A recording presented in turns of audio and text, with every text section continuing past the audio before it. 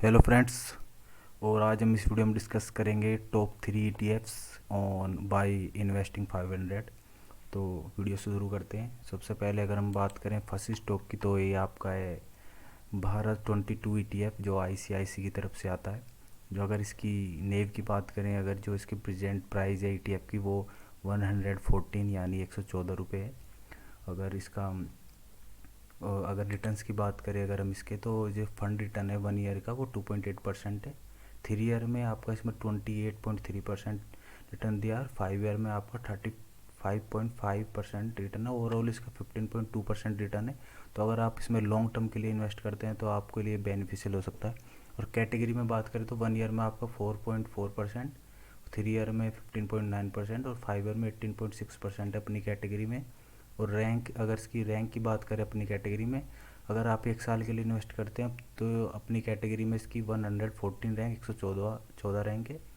और अगर 3 ईयर के और 5 ईयर में इसकी आपकी अपनी कैटेगरी में ये नंबर 1 ETF है इन्वेस्ट करने के लिए। और नेक्स्ट अगर इसकी AUM की बात करें, तो इसके जो AUM है टोटल वो 15,000 करोड़ से ज़्यादा है। और पोर्टफोलियो PE रेशियो आपका इसका 12.6 है। और नंबर ऑफ स्टॉक जिसमें इस फंड ने इन्वेस्ट किया है वो 22 है। और पोर्टफोलियो PV रेशियो इसका है आपका 2.14।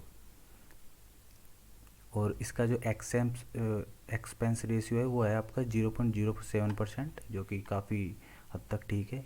अगर इसके फंड मैनेजर की बात करें तो आपकी इसकी अश्वनी सिंधे हैं। और फाउंडेड जो फंड मैनेजर अश्वनी सिंधे हैं। और फाउंडेड ये जो फंड जो आपका फर्स्ट आपका इन्वेस्टिंग फंड जो आपका इसमें शुरू हुआ था, ये आपका 2017 में हुआ था। और इसका जो आपका सिंबल है, अगर आपको इसमें सर्च करना है अपने डीमेट अकाउंट में, अगर तो आपको ICICI B22 आपको अगर इसमें लिखेंगे तो आपको इसमें ये फंड ETF शो हो जाएगा।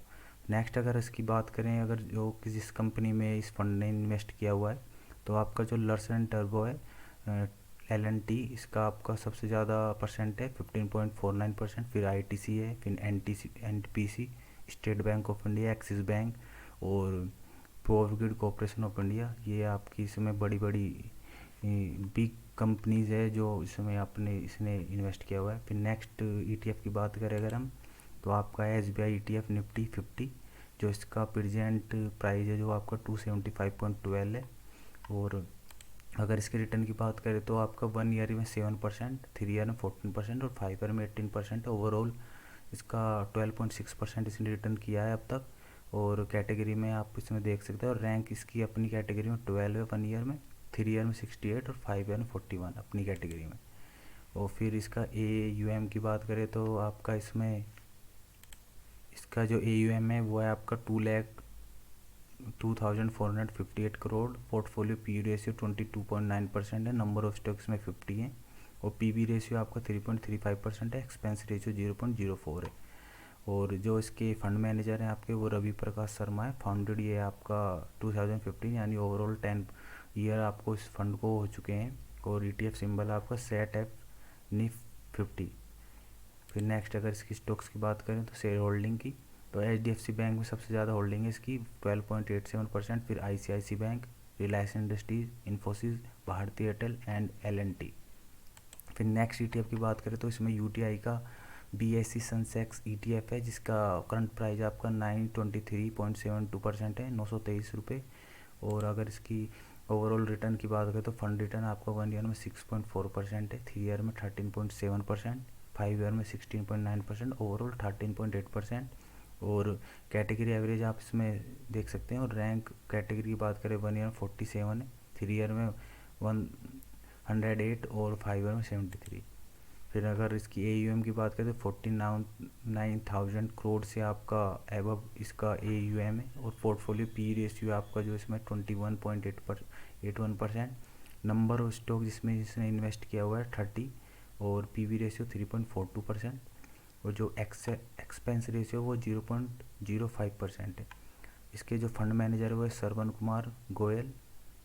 फाउंडेड 2015 है। और ETF सिंबल है आपका UTI SEC SEC